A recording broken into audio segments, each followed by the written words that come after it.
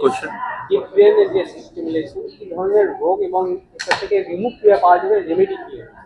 যেরকম আপনি প্রেজেন্টেশনে দেখলেন, ডিপ ব্রেন স্টিমুলেশন রোগ নয়, ওটা একটা চিকিৎসা। কিছু কিছু রোগ আছে যেরকম Parkinson disease, dystonia, tremor, OCD, epilepsy, যে এক্সাম্পলগুলো আপনি দেখলেন, যখন ওষুধ আর থেরাপি আর কাজ করে না তখন ওই পেশেন্টদের আর আশা হারানোর দরকার নেই। একটা বিরল অস্ত্রোপচার যাকে ডিপ ব্রেন স্টিমুলেশন বলা হয়, সেটার ইউজে আমরা আবার পেশেন্টকে ভালো করে তুলতে পারি, ওদেরকে আবার মেন স্ট্রিম অফ লাইফে ফেরত আনতে পারি। কত পার্সেন্ট চান্সেস? ডিপেন্ড করে কি ডিজিজ আছে, কি সিমটম। যেরকম ফর এক্সাম্পল যদি পার্কিনসন্স নেন, যদি ট্রেমার হয়, কাঁপে পুরোটাই শীষে ঠিক হয়ে যায়।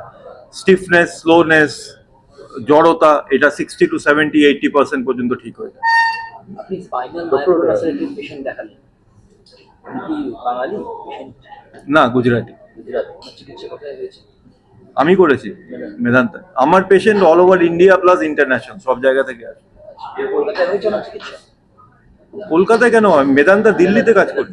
কলকাতায় আমি 8 বছর আগে কাজ করতাম অ্যাপোলোতে। এই পেশেন্টটার সার্জারি আমি মেদান্তা দিল্লিতে করেছি। সমস্যা ছিল? ওনার সমস্যা যেটা ছিল যে একটা অ্যাক্সিডেন্টের পরে নার্ভগুলো ব্রেনের আর ঘাড়ের এমন ড্যামেজ হয়ে গেছিল, উনি সোজা বসতে পারতেন না। একটু টাচ করলেই সবসময় এরকম শেভারিং হতো। মানে 24 ঘন্টা কেউ যদি এরম করে, সে তো নিজেকে শেষ করে দেবে।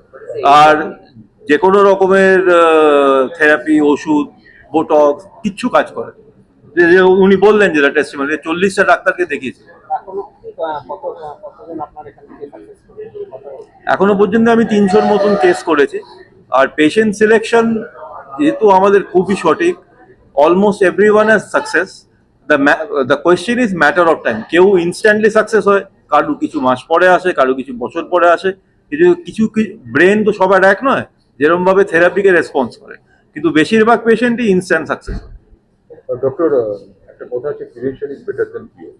তো কোন স্টেজ থেকে পেশেন্ট যদি অ্যাডভাইসে থাকে যে ওনাকে আর নিউরোলজিক্যাল সার্জারি শরণাপন্ন হতে হবে না, সেই বিষয়ে আপনি কি বলবেন? প্রিভেনশনের বিষয়টা কি বলবেন? কারণ স্ট্রেস লেভেল এখন অনেক হাই হয়ে যাচ্ছে। Yes, prevention is better than cure, but not practical. এই জন্য এত এয়ার পলিউশন, গ্যাস চেম্বার, খাবারে পলিউশন, জলে pollution, how will you prevent that? And those are one of the major causes of increase in neurological diseases. So prevention is better than cure বলতে গেলে আমাদেরকে যতটা সম্ভব পলিউশন ফ্রি এরিয়াতে থাকতে হবে, পলিউশন ফ্রি খাবার খেতে হবে, অর্গানিক খাবার নিজের ছাদে নিজের সবজি উগিয়ে খেতে হবে। এসব তো আর প্র্যাকটিক্যাল নয়। তো এই জন্যে নিউরোলজিক্যাল কন্ডিশনস গুলো বেড়ে যাচ্ছে। কোয়েশ্চেনটা হচ্ছে রাইট টাইমে রাইট ডাক্তারের কাছে রেফার করা, নেগলেক্ট না করা। এই যে ইনিশিয়াল সিমটমস গুলো আপনাদেরকে আমি দেখালাম, ওখানে যদি কিছু সিমটমস দেখা যায়, এই নয় যে কিছু আমরা জেনারেল ডাক্তারকে খেয়ে ওষুধ খেয়ে out of the over the counter ওষুধ খেয়ে রয়ে গেলাম, ইমিডিয়েটলি একজন নিউরোসার্জন, নিউরোলজিস্টের সঙ্গে সম্পর্ক করুন, ওরা আপনাকে ঠিক পথ দেখাবে। ডক্টর, আপনি বললেন যে বিফোর সার্জারি ম্যানেজমেন্ট এবং আফটার সার্জারি ম্যানেজমেন্ট, তো এটা সম্বন্ধে আপনি আফটার সার্জারি ম্যানেজমেন্ট বা বিফোর সার্জারি সেটা পেশেন্টের অ্যাওয়ারনেসটা কি করে ক্রিয়েট করা যায়? Through eminent persons like you. এই জন্যই তো এই প্রেস মিটটা ডাকা। আপনাদের মতন, আপনারা আমাদের কাছে মোস্ট ইম্পর্টেন্ট।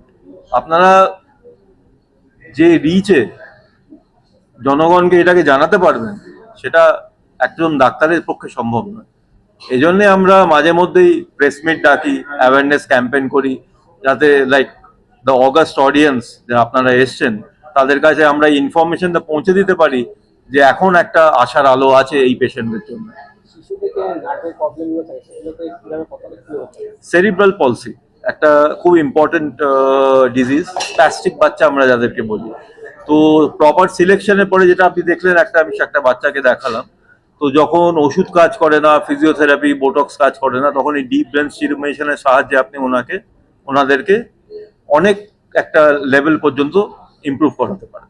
খরচ কিরকম পড়ে? গুড, এই কোশ্চেনটা আমি প্রথম থেকেই ভাবছিলাম যে কেউ না কেউ তো করবে। তো খরচ ডিপেন্ড করে যে কোন হাসপাতালে হচ্ছে, প্লাস কি টাইপের ব্যাটারি।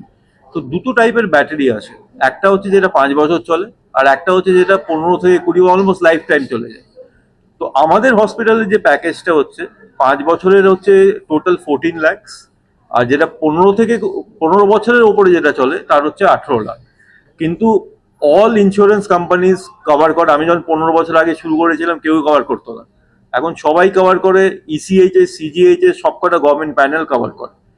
তো এইটা হচ্ছে খরচ, প্লাস এই যে খরচটা আপনাকে বললাম এটা ওয়ান অফ দ্য মোস্ট কি বলবো কম খরচের মধ্যে পড়ে। এই জন্য আমরা সব থেকে বেশি কেস করি, আমাদেরকে সাবসিডিয়ারি রেটে দেওয়া, আর এটা অল ইনক্লুসিভ।